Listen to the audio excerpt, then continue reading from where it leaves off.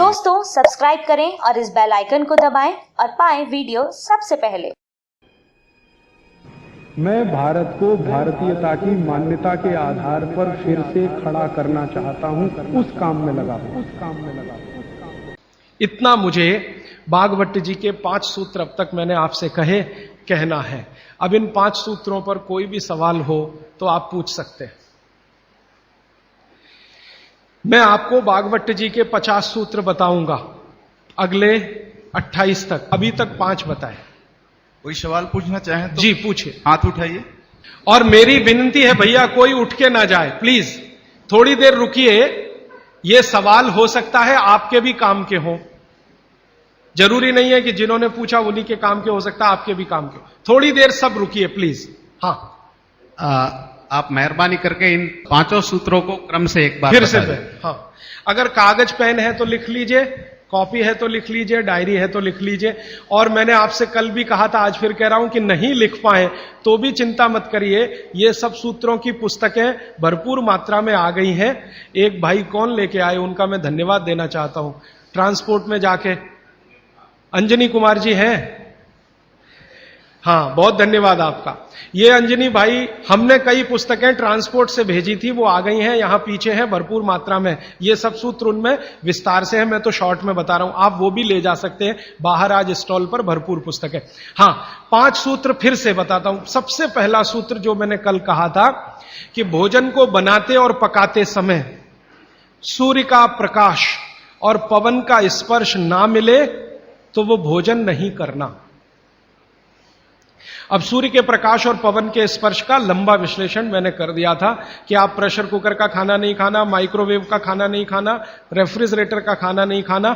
ये दूसरा जो सूत्र था भागवत जी का कि खाना पकने के 48 मिनट के अंदर खाना पकने के 48 मिनट के अंदर खा लेना, बचना नहीं चाहिए। दूसरा सूत्र वो मैंने विस्तार से समझा। तीसरा सूत्र था कि खाना बनाने का जो सामान है, जैसे गेहूं का आटा, चने का आटा, दाल का आटा या तो बाजरी, मक्की वगैरह वगैरह, तो गेहूं 15 दिन माने गेहूं का आटा 15 दिन पुराना तक खा सकते हैं। और ये जो मोटे अनाज कहे जाते हैं, ज्वारी है, बाजरी है, मक्की है, ये 7 दिन पुराने से ज्यादा ना हो। मतलब यह है कि घर में 15 दिन से पुराना आटा नहीं रखना, सीधा सा सूत्र है। हर 15 दिन पे नया आटा आता रहना चाहिए। उतना ही आटा पिसवाइए ना जितना जरूरत है। आप चक्की लाते हैं तो बहुत अच्छा, नहीं लाते तो भी चक्की पर जो आटा पिसवा कर ला रहे हैं वो 15 दिन से ज्यादा पुराना ना, ऐसा आप अपने घर में नियम बनाएं। तो ये तीसरा सूत्र है। चौथा सूत्र है भागवत जी का जो मैंने आपको समझाया कि आप अपने शरीर श्रम को 60 साल की उम्र तक कम मत करिए। मतलब यह है, उन्होंने एक उम्र बनाई है, बच्चा जब पैदा हुआ और 18 साल तक उनका एक कैटेगरी है, 18 साल से लेकर 60 साल उनकी दूसरी कैटेगरी है, और 60 साल के बाद 100-125 साल उनकी तीसरी कैटेगरी है। तो भागवत जी का सूत्र यह है कि 60 के आगे की जो कैटेगरी वाले लोग हैं, 60 से 100-125, इनके जीवन का श्रम कम होते जाना चाहिए, उम्र के साथ कम होते ही जाना चाहिए। ये ज्यादा श्रम ना करें तभी अच्छा है, इनको आराम ही करना है। तो 60 से आगे की उम्र वाले श्रम को कम करते जाएं उम्र के हिसाब। 18 से 60 के बीच के जो लोग हैं ये अपने श्रम को थोड़ा थोड़ा बढ़ाएं। 18 से 19 में थोड़ा ज्यादा, 19 से 20 में थोड़ा ज्यादा, 20 से 21 में थोड़े ज्यादा, ये है 18। और 18 से और 1 साल वाले, माने जिनका जन्म हुआ है, और 18 साल वाले, इनके लिए उन्होंने कहा है कि इनकी उम्र जो है ज्यादा श्रम करने की वहां है जो इनको खेलने के रूप में है। आप वो माने कि श्रम है, जैसे बच्चा खेल रहा है, ये उसका श्रम है, तो आप उनको ज्यादा खेलने दीजिए। मतलब यह है कि 18 साल से कम उम्र के बच्चों को खेल कूद ज्यादा करने दीजिए, वो उनका श्रम है। 18 से 60 की उम्र में ऐसा श्रम जिससे उत्पादन भी होता हो। चक्की चलाई तो आटा बन गया, सिलबट्टा चलाया तो चटनी बन गई, माने उत्पादन कुछ ना कुछ हो। तो उत्पादक श्रम 18 से 60 के बीच में कम मत करिए, 60 के बाद इसको कम करते जाइए, और 18 से 1 साल के बीच के बच्चों को उत्पादक श्रम मत कराइए। ये है। और आखिरी सूत्र माने आज के हिसाब से आखिरी सूत्र कि आप अपने जीवन में तासीर का ध्यान रखिए, आबो हवा का ध्यान रखिए, वातावरण का ध्यान रखिए जहां आप रह रहे हैं। माने भौगोलिक परिस्थिति, एक शब्द में मैं अगर कहूं तो ज्योग्राफिकल कंडीशंस। तो आपकी जो आबो हवा है इसका ध्यान रखिए। इसका ध्यान कैसे रखना, मैंने आपसे उदाहरण के रूप में कहा था कि भारत गर्म देश है और कनाडा ठंडा देश है। गर्म देश के लोगों में हमेशा वात की प्रबलता रहती है, शरीर का दोष है, अब उसको क्या करेंगे, वात की प्रबलता रहे ही, पित्त और कफ आपका हमेशा कम रहेगा।